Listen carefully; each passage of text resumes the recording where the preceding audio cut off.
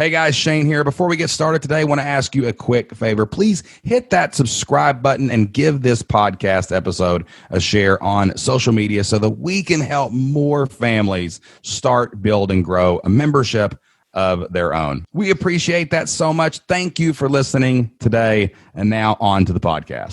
Hey y'all, Jocelyn here. Today's guest is Dr. Luke Hobson, a PhD credentialed instructional designer at the Massachusetts Institute of Technology. Dr. Hobson's goal is to support instructional designers from around the world through his online membership community. On today's podcast, Shane helps Dr. Hobson map out a strategy to grow his audience. You will learn how to overcome the fear that no one will join your membership, how to grow your email list, and how to turn followers on social media into paying members. We know you are going to love today's show. And don't forget to give it a share on social media and follow and subscribe on your favorite podcast app. Enjoy the show. Welcome to the Flip Lifestyle Podcast, where life always comes before work. We're your hosts, Shane and Jocelyn Sams.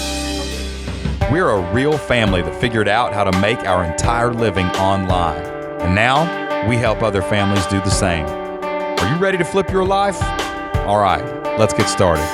What's going on, everybody? Welcome back to the Flipped Lifestyle Podcast. It is great to be back with you again today. Super excited to talk to another real member of the Flip Your Life community. And I'm super excited today to talk to Dr. Luke Hobson. Luke, what's going on, buddy? Not much, man. Thanks so much for having me on. Man, I am pumped to talk to you because we got a lot of ground to cover here. We got businesses, we got forum discussions, we got a recap. We've already been here for about 15 minutes talking about trademarks. You've taught me a lesson, so I owe you one. Okay. All right. So before we get started, though, tell everybody out there who is listening to the Flip Lifestyle Podcast about you, your background, and what it is you are trying to do right now online. Absolutely. So as you said, my name is Dr. Luke Hobson. I also say that too because someone named Luke Hobson is apparently a famous actor. And if you Google just that name, he pops up and not me. So I try to make sure I say that title. Hey, listen, here's what's hilarious. Like Shane Sams, now I pretty much dominate the Google searches by this point, right? But there are two other Shane Samses. The one is a amateur MMA fighter who has had many run-ins with the law. So if you ever look me up and you find that guy, that was not me 20 years ago. That's a real criminal, okay? And the second guy is there's actually a football coach named Coach Shane Sams down in Georgia or something. And I'm like, that's freaky. That's bizarre. So, one way or the other, look for the guy doing memberships, not the other two. Okay? Exactly. And also that Shane Sams, the person who uploaded his last videos was named Jeff Fisher. So it's just so weird football conspiracies. But anyway, my background has always been in higher education. I call myself a learning nerd because I just am. Everything about teaching and learning, especially in the online world, that is absolutely my jam. So I started off my career as a lab assistant and worked my way up to academic advisor, instructor, and now I'm currently at MIT. I've been an instructional designer for the last 5 years.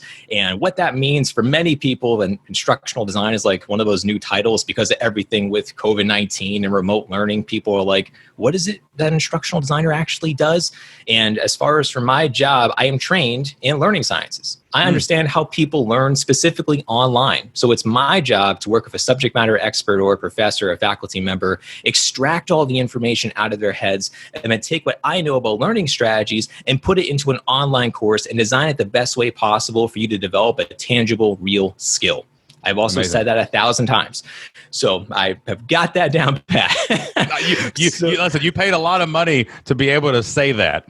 So this is what I do. I got 17 degrees to prove it. I promise. This is what I do. You go. You know what I mean? Exactly. So you're at MIT now? You teach at MIT? Yeah. So I'm an instructional designer for MIT. I teach part-time actually at SNHU. I teach graduate courses and I teach a number of different things from how to be successful. So you are helping a lot of instructors at MIT right now learn how to teach online is basically what you're doing because everybody's online and half the country's high schools are going to be online. This is going to trickle down to everybody. You got it. I was just reading an article right before hopping onto this call too about the number of colleges and institutions who are currently backpedaling. They plan to be opened up in a couple of weeks and all of a sudden they're like, nope, we can't do it. And oh man, I'm afraid that's going to happen here with schools, public schools too. I mean, even if you think about just Major League Baseball, how the Marlins just came down with something like 20 cases of it, and if you think that I didn't see, it's so bizarre because the information is it's just the unknown is what causes all of this right now. Because, like, okay, how many of those were asymptomatic? How many were not symptomatic? How many were sick? How many weren't sick? And now, and like that, you can't have school with that kind of uncertainty. Like, you just can't. You know.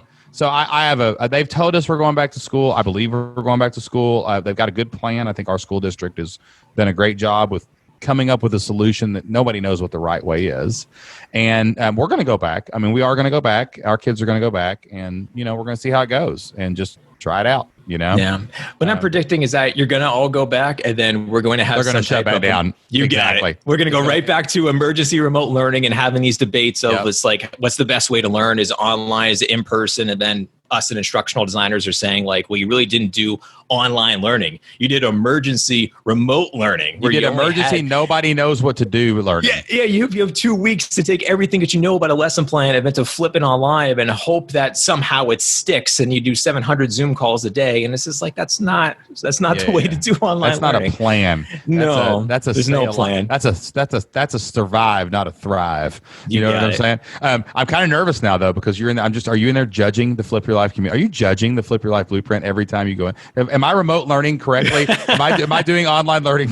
I think I'm pretty good at it, though. I've got it okay right now. So maybe just fine. Maybe we need you to review. We need a good learning design review of the Flip Your Life community at some point. Anytime. Always happy to help out from that standpoint. So what are you trying to do on the internet? Like, so what are you going to do? Are you going to help instructional designers? Like, what are you going to do? Yeah, so that's the thing is that, so in 2019, I made it my own mission to start really networking with other instructional designers, because as an ID, you get very caught up in your little bubble and you really don't talk to other instructional designers, and you're kind of curious, like, what are people doing? What's the latest and greatest of research? Because we really don't have a lot of time as far as being able to connect with other people. So I made that actually like a priority of mine. I wrote that down in my performance evaluation of, like, here is a goal. I want to connect with as many instructional designers as I can, learn from them, share what I'm doing, and just be able to take it up there to that type of next level. And then as I was doing this, and I'm speaking with people in Facebook and LinkedIn and all these other different groups, I'm realizing that there's a lot of people out there who need help, who are new instructional designers or they're veteran instructional designers, but they have never done some of like the newer types of practices before. And they're just like, how do I actually do this? I know the theory, but no one's told me the step-by-step guide of how to do something. And as all this is happening, that's of course when the pandemic hits. So now, as you were talking about, like, trying to find your avatars, one of the things talked about in your course is, well, all my avatars, they found me. They came to me and just saying, like, please help me. So I started writing more blog posts. And then as soon as everything happened from March to April, you could see that my blog post went from like 100 views to all of a sudden thousands per blog post that was coming out. And it just kept on going from there and there, which eventually led to me making a podcast around this too, just to help out people who prefer to learn by hearing compared to just trying to read or whatever they have time for their commute or things of that nature too. So that's what kept on making this all go. And now that's where we eventually come to the story of talking about memberships, because I was realizing that for all of these instructional designers, our biggest problem is that we don't have time. We care about the learning experience. We want to make it absolutely as amazing as possible, but we don't have the time to teach ourselves or to find the right resources. So I was sending folks to resources that I found that were like, yeah, this is good, this works. And then they would come back to me being like, no, I need something better. I was like, well, I don't know what else to give you, especially for the higher education space or the K through 12 space. It's not the same as compared to corporate, where there's already a lot of things for corporate America for training, but specifically for higher ed, not so much. So this idea kind of came to me after listening to you and Jocelyn talk a number of times about your podcast. Is this like, you know, what if I made a community for instructional designers and teachers and trainers to all come together to be able to share what they're currently doing, at the same time provide for them these types of micro lessons for them, because that way they're going to be able to go in, get the information, and go through all the different stages of learning, from exploring to assessing to sharing to applying, practicing. They can go through all these steps, so that way it's not so passive. They can actually be able to have a type of a hands-on, you know, take action type of mentality, get in and out within 3 hours or so, and then go and apply it to your course, and then just keep on doing this whenever you want to learn something new.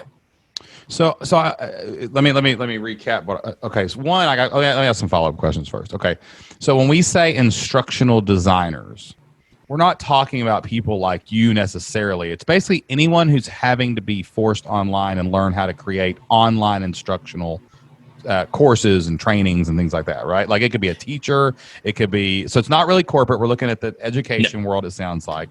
And so it's like teachers who are now teaching with Google Classroom. It's like higher education people who maybe don't have the tech savvy, but they're being forced into this. So I have that situation, right? So I have those people, but I also do have instructional designers. Like flat out, they either went to school for a degree in instructional design, or they have a MED or something along those lines, and they have been designing courses, but they were either like they're a team of one. They don't know how to scale it up to the next level. That's what their school is now asking them to do, where they had never planned on that before because, of course, they weren't given the proper resources or the human power or whatever they need to do it. So I'm getting folks from everywhere. Yeah. So they help. What that kind of instructional designer does, they're like a curriculum expert, I guess. They're brought in, and their kind of job is to help like the math department design their instructional design, and then the English department, or is that correct? Is that what they do basically? Like those people, the professional instructional designers. So the professionals have their own department that they're assigned to, and then they are the ones who are working together with releasing these new types of online courses. And that's when you're assigned somebody. So like you were saying a math department, but it's more like you're assigned to work with a math professor specifically. Oh, I see what you're saying. Right. But this is very useful for like the teacher who's like, I was not trained to do this. I was trained to stand in front of a classroom. I was not trained to do this, and now I have to do this. I got to figure this out. Right? I ended up writing a blog. So the market's really big then. It's actually kind of big. Like it could be, you know what I'm saying? I mean, it could go deep into the education world if it was really made that way. Yeah. I even have two places in particular. There's one district in Boston that's using my materials to train teachers, and the state of Montana is apparently using my blog post to teach their teachers how to design courses. They should give you money. Because you need to create a thing to get the PO number is what we call that. You need the purchase order number for that. You need a course. And hey, how about I teach all your people instead of using my blog? You know what I'm saying, right? Okay. I see what you're saying here. So now you don't have this membership launched yet, right? We're just at the beginning stages of the product part of it. We are at the pilot stage. So I am just about wrapping this up right now, where I put together the first type of like micro lesson is what I'm basically envisioning this as. So like I said, it should only take you roughly 3 to 5 hours to go through everything. We're going to be able to read articles, listen to my audio clips where I actually record and I say it out loud, basically like I'm teaching you in this type of sense, but also doing the practice questions, reflections, applications, and things of that nature too. So I am just finishing it up now. It actually should be done by this weekend. And then I already have about 20 people or so who are already ready and they want to give me their feedback. And I have embedded links for surveys inside of there too. So I'm going to do both a quantitative and a qualitative approach for feedback, so I can collect all of that from the surveys, and then I can go and do interviews afterwards with them just to be able to pick their brains a bit more to see if I was on track with their lines of thinking. Okay. All right. So basically you've got a few people that are kicking the tires. You're working through these things. I would argue that 3 hours might not be a micro lesson. That sounds like a lot to some people, but you know, if you position it as, hey, you can do this in one morning, like that would be a better way to say that. You know what I'm saying? Because like you want to make sure people know, hey, it's not going to take you long. You're going to know this. Now, there's another member of our community that I think it's ridiculous that this is even related, but her community is set up for pregnant women and people who help people birth babies. Okay. But she comes from a very academic background. Okay.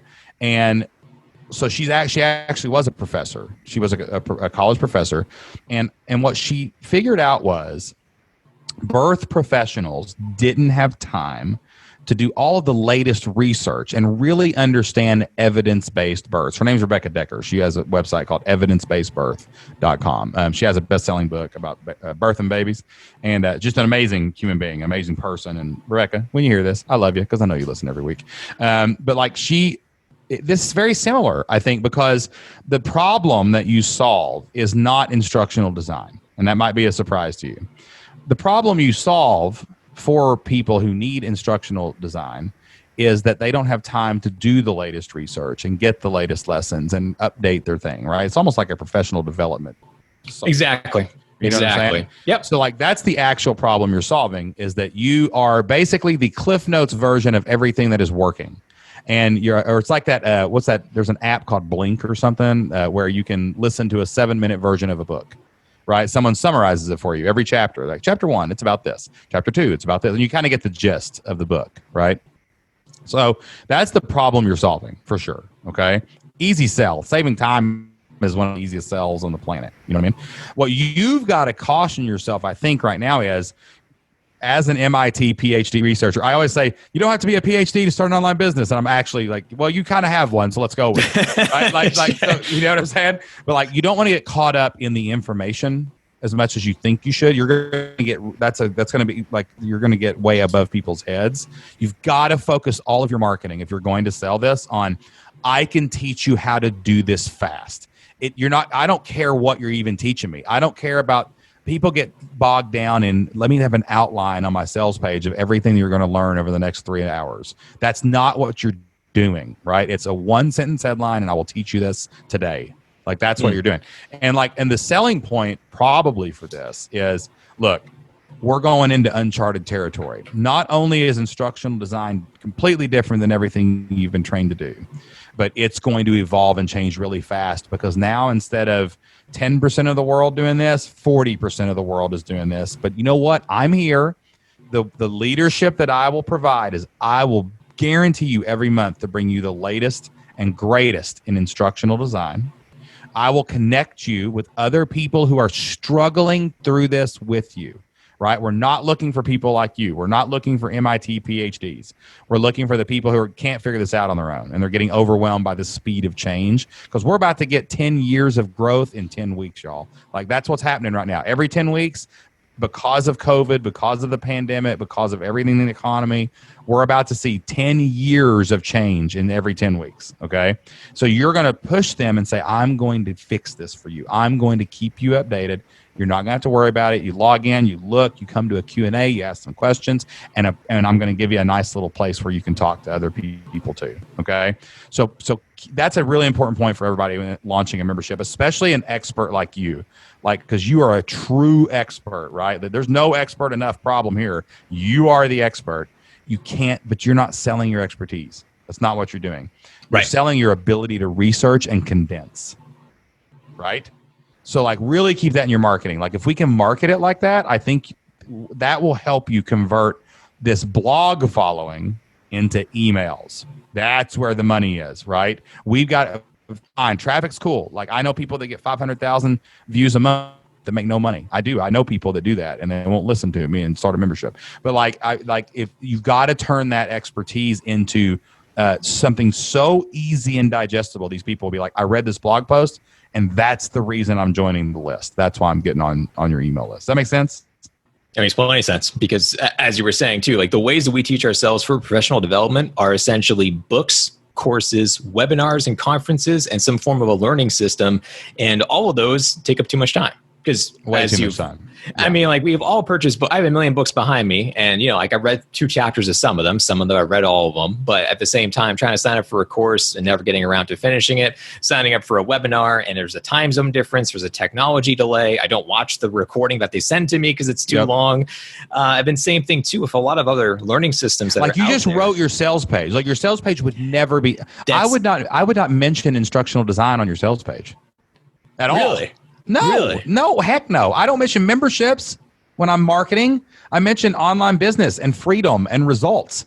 Like I mention controlling your own destiny, becoming and staying self-employed. And I'll teach you how to do this, in a few months, what it took me a few years to learn. Like that's not how you market this. You don't say, you say I'll bring you the latest and greatest in instructional design, but you don't go farther than that.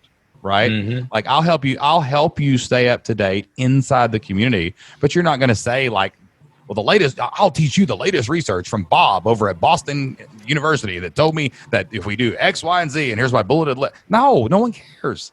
They don't care about that. They care that I got 3 hours. I got one morning on Saturday with my coffee that I've dedicated to this. And then I'm going to be confused. I better be able to show up next Tuesday and ask you a question.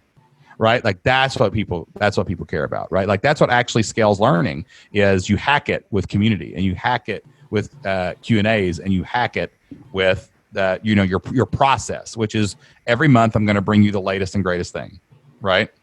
So it's kind of like a subscription box almost, but a virtual version of it. Like I just ordered my kid this Isaac. He's into fishing. He loves fishing. I got GoPros. We're trying to screw him onto boats and everything right now. And so he's got this thing. I can't remember what it's called. It's like an online tackle kit. So they send you new tackle. You can pick a new species every month. Like we picked bass.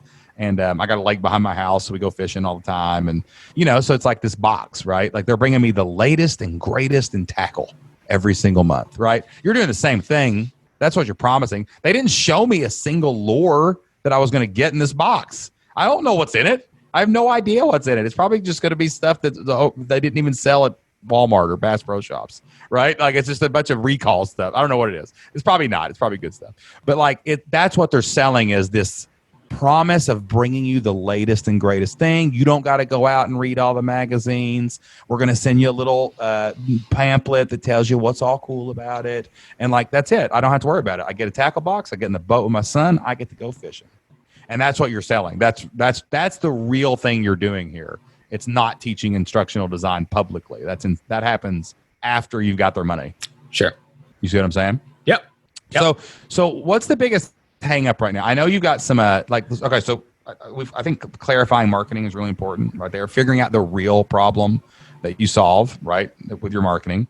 Now we actually the conversation that me and you had in the forums the other day is kind of what sparked this, and there was a little bit of a fear hang up because you sent out an email, right?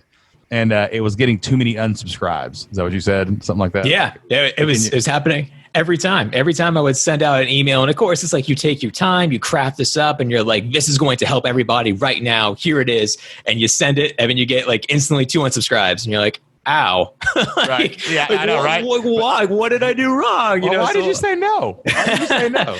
So after that happened the 4th time or so, that's when I was getting down the dumps, and I was just like, man, what is going on? So I went right into the community, and luckily we have the community, because not like other people are going to understand when I tell them hey, I'm reaching out to my subscribers, and 2 people unsubscribe. Yeah, no one. Yeah, exactly. So I posted on the forum just being like, guys, what is going on? Am I doing something wrong? And within 10 minutes, Bob Crawford actually commented on it, and it was this I got you, I understand, but here's the thing, you can't get in your own way, and you got to do this and this and this. And I was just like, thank you. 10 minutes, I felt better. And I was like, okay, now right. I got this. And then you popped in, and you're like, you should email them more. And I'm like, fine, I'll email them more. So I email them every day. Right, exactly. Yeah, I actually, my exact words were, you're not getting enough unsubscribes. That's your problem. Right. That's your problem. You're not ripping so many scabs off that it doesn't hurt anymore. That's your problem. You know what I mean? And but what happened after you started emailing them every day? I ended up gaining 10 more subscribers. That's exactly what right. Your net increased. So that's where it's all about. So on that line, so what is really, other than waiting for the pilot to finish?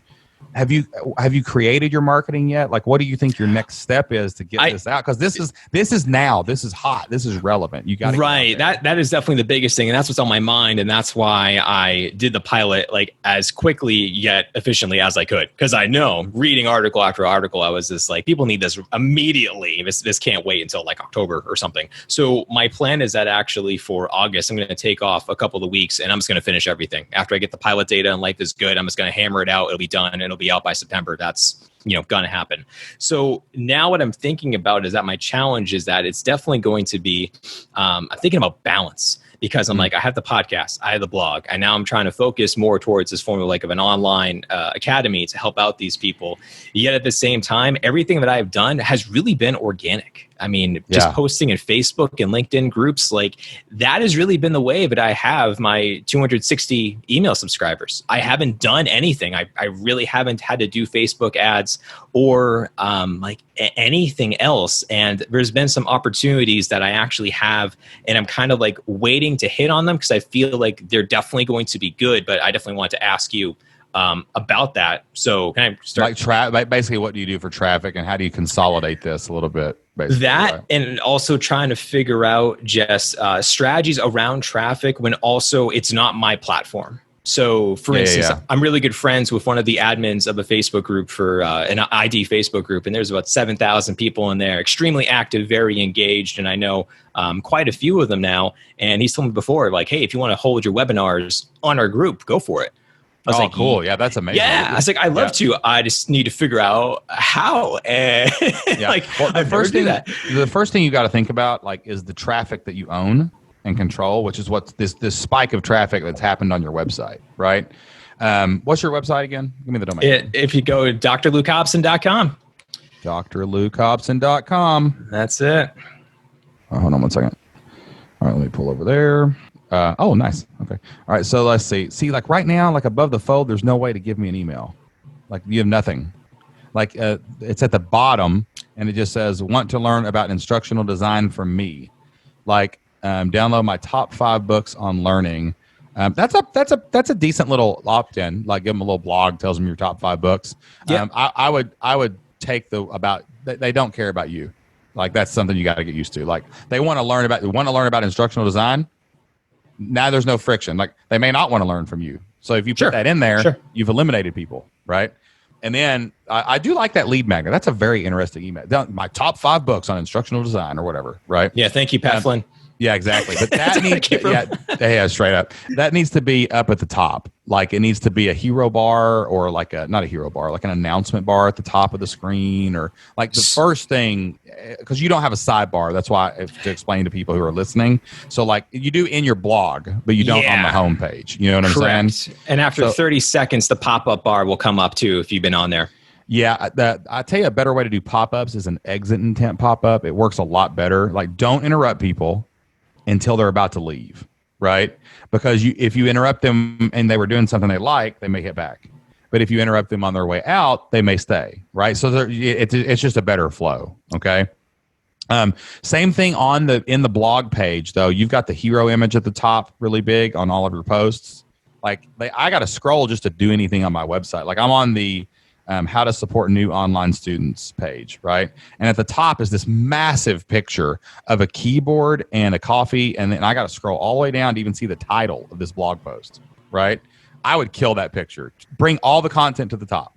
If I click something, I should be able to hit play. That's a big belief of mine. I do not like hero images, except only on your homepage and only if a button's on top of them that tells them to do something, right? So bring all that content to the top. That way your subscribe goes to the top, and put an image with it so you can capitalize. You got to improve the conversion of your website before you do anything else.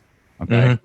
So really put some time in this, really put some focus in this. We've the old community had a training on this, but I'm not sure where it ended up in the new community. It might be in the bonus trainings about layout of these pages and how they should flow. Okay. I don't know where that ended up. I didn't move them, so somebody else did. So Matt, you want to post that in the forums? Somebody in there will know. Okay. All right. That'll clean this up. If you can clean this up, you're going to get more emails now. So that's what you can control. All right. The traffic part, I love the idea of you going down the guesting route, which is guesting in these Facebook groups, guesting on other podcasts. You talk good, you got a good mic. You know what I'm saying? Like you know your subject matter so well from being so educated at it. Like you just need to get in front of the right people, right? So a great strategy for this is to write down the 100 places you would love to talk to anybody, right? Don't just worry about your friends group. Go write down the top 50 Facebook groups where there's any ITs of 500 or more, right? Go look on podcasts, the top 50 education podcasts, right? Like that's where this market has to get to. It's got to go broader. It's got to be education. Don't just target the instructional design people. Go a little wider with your net. And now you've got this vast thing. You click the education category in Apple Podcasts and just look at them and look at all of them and figure out ones that have over 100 reviews and then start reaching out to them. And it's not about you. It's just like, hey, look, I am a PhD in this. I do this for a living. The whole world's changing. I think I could bring some great value to your audience. I'll post it on my social media. I'll share it everywhere. I would just love to get my message out there. Like, this is going to be a really important topic over the next couple of years. And like, it's about them. Like, what can you do for them? That's how guesting works, right? That's why I've been on over 100 podcasts, because I always bring something to the table, right? Like, at worst, I can show them my old interviews and be like, yeah, I was Pat Flynn's most downloaded show, right? Like that, but even still now, it's like I can email my list. I'll share it all over social. Hey, we met at a conference. Let's get together. You can be on my Membership Masters podcast if it fits, right? Like, what can you do for them? That's how you get on guest spots. But you've got to do the work and identify who are the 100 people I need to connect with, just like you did in the IT world, right? You got to transfer that skill over now to who do I need to connect with that can put me in front of the people that would join my membership. Okay. So create a guesting strategy. That's your public facing strategy. And then clean up this thing. So you got this new traffic. You got to get them to emails. Traffic is irrelevant until they're on your list, period. Because you can't follow up with traffic, right? You can pixel them and you can show them some ads. And no, when they're on your list, they're yours forever, right? So like, focus on that. Now, when you go on these guest appearances, you have to create a relevant opt-in for them. These 5 books won't work anywhere else, right? It's a general thing when people land on your site. I think of the opt-in almost every time I go onto a show. Now, I've got a trick that membership owners can use, okay? So what I do is I have a free trial. We have a free trial for 30 days, okay? If you go to fliplifestyle.com/free, anybody can go there. Now, what I also have is dozens of courses on different topics inside our community, right? So when I go onto a show, I look at content that is in my community and I say, what are we going to talk about? Probably.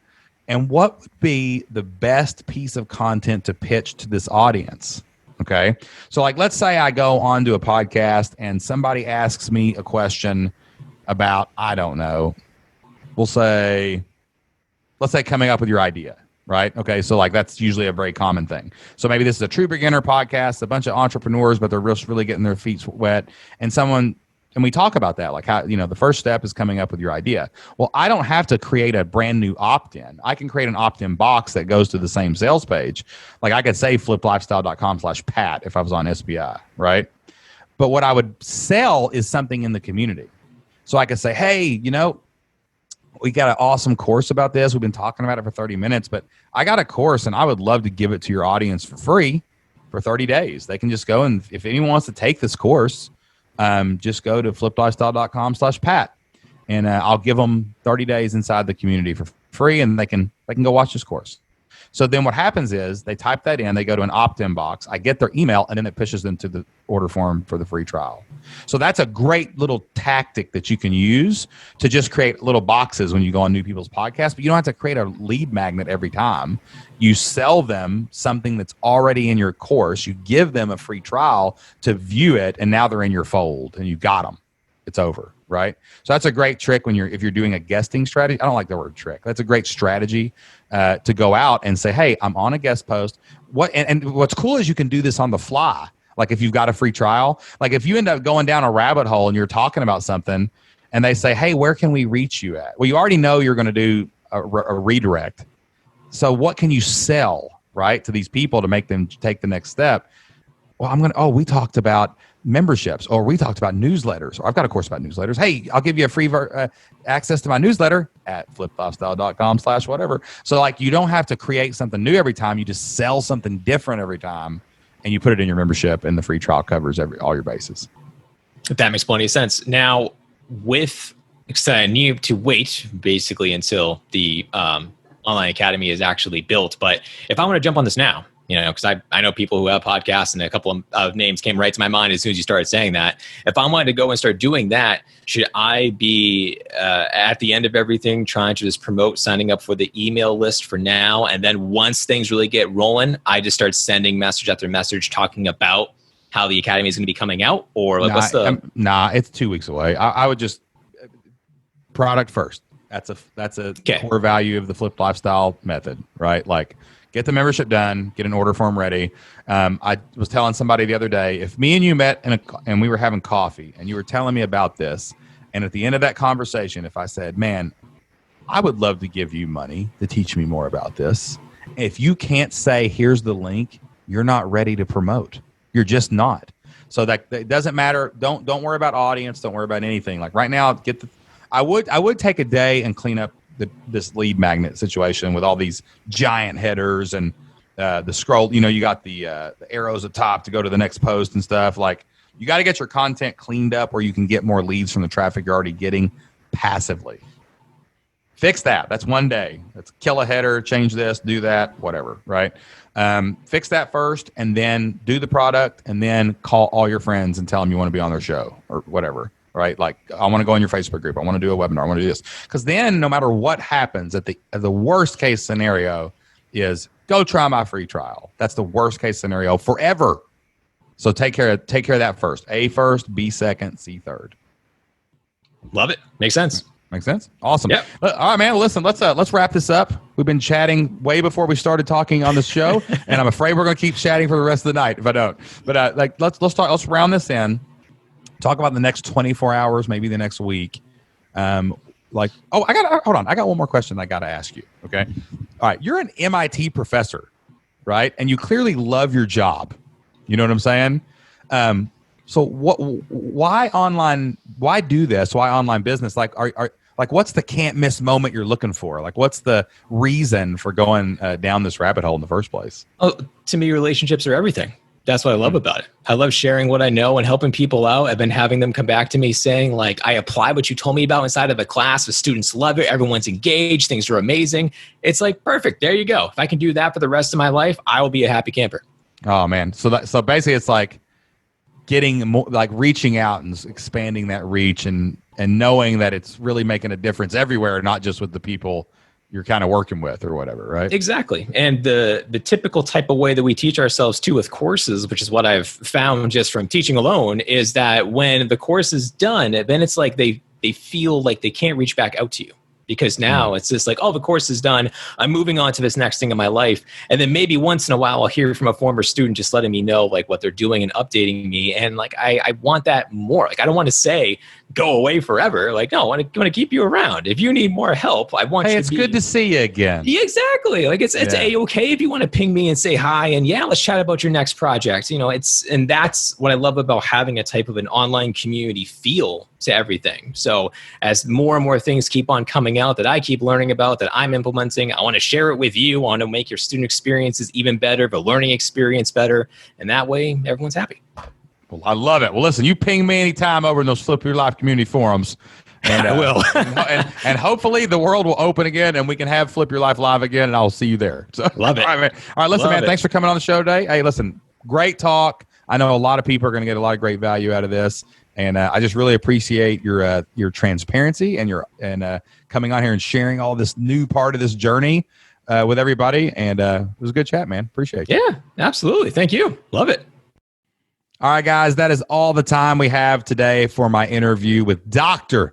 Luke Hobson. Dr. Luke Hobson, baby. I love how Doc got on the show because he was overcoming a fear in the Flip Your Life community. Like, you would think that a educated PhD a professor at MIT who's got it all together, like, wouldn't freak out over 2 unsubscribes on his email list. But that's exactly what happens when you're on this journey alone. When you're going through this alone, when you're sitting in your room and you don't know how things are supposed to happen. You don't know how things are connected. It's all new to you, and you're trying to build this online business and piece it all together from scratch. There can be those ups and downs. There can be those highs and lows. There can be those scary moments, and those fears can creep in. Like, wow, does anybody really like what I'm doing? Am I expert enough? Who am I to go out there and put myself out to the world? Man, I thought that was good, but somebody rejected it. The trolls, the haters, everybody shows up. Like, all these things that happen if you're doing it alone can really overwhelm you, can really defeat you, and they can stop what you're trying to do in your online business. They can stop you from building a business. They can stop you from serving customers. They can stop you from changing your family's future. But the good thing is, you do not have to do this alone. You can come into the Flip Your Life community just like Dr. Hobson did, and you can have the other community members. Bob Crawford, he got in there first. He was the first fan. There was like 3 or 4 people that posted on that before I even saw it, and then I got in there and I helped too, and we pushed through that fear together so that Luke could go forward and he could build his business and he could help the people that he was meant to serve. We would love to invite you into the Flip Your Life community as well, so that we can rally around you and we can help you pursue your online business dream. And we'd love to do it for free. If you want to try out the Flip Your Life community for free, you can get a 30-day free trial right now over at fliplifestyle.com/free. That's FLIPPED lifestyle.com/free. You can try out the community for 30 days. You can come in and you can talk in the forums. You can join us on member calls, and you can find the support that you need to finally start, build, and grow an online business of your own. All right, guys, that is all the time we have for today's show. Thank you so much for listening to the Flip Lifestyle podcast every single week.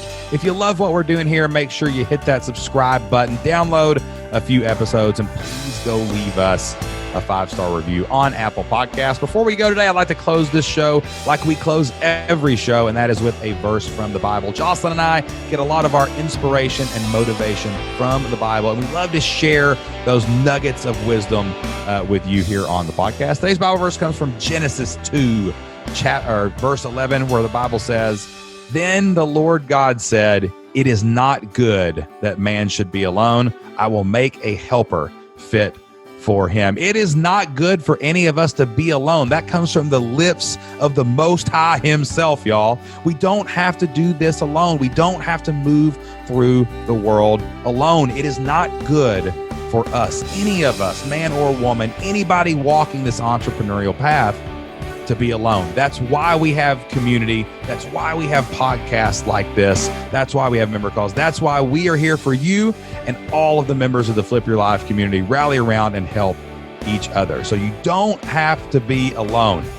That's what I want to tell you today. Thanks, guys, so much for listening. Really appreciate you every single week for tuning in. And until next time, get out there, take action, and do whatever it takes to flip your life. We'll see you then.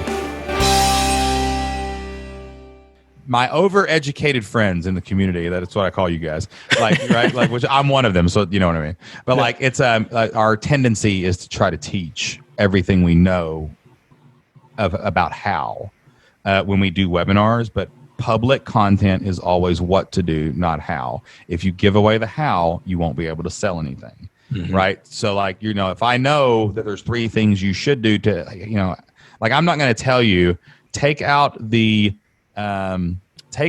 rivets and unbolt the tire and then take the tire off. That's the how. I'm going to say, hey, you need to get this tool and you need to take the tire off, but I didn't show you how to use the tool. Right. So like, that's what you got to really caution yourself on, you know, and then and teaching people what to want, not teaching people what they need to know. Those are 2 huge things on webinars. So the second you learn them and do them correctly, you will see people will flood into the membership at the end of a webinar, right? Mm-hmm. It's an easy pitch if you've already taught them what to want, right? But if you teach them what they need to do, they will not buy, right? So don't do that. Don't do that. Yep. Caution yourself against that, and just follow the script of the webinar and it'll work. One more thing before we go. Thank you so much for listening to the Flip Lifestyle Podcast. If you love the Flip Lifestyle Podcast, if we bring a little joy and a little happiness and we bring some knowledge into your life every single week, could you do us a favor? Go to Apple Podcast and hit subscribe. Download a few of the podcast episodes onto your phone. Apple's algorithm loves seeing downloads and it loves seeing those subscribes. And please leave us an honest review over on Apple Podcast. That'll help us grow the show, expand the mission, and reach more people so that we can help them change their family's future as well. Thank you so much, and we'll see you next time.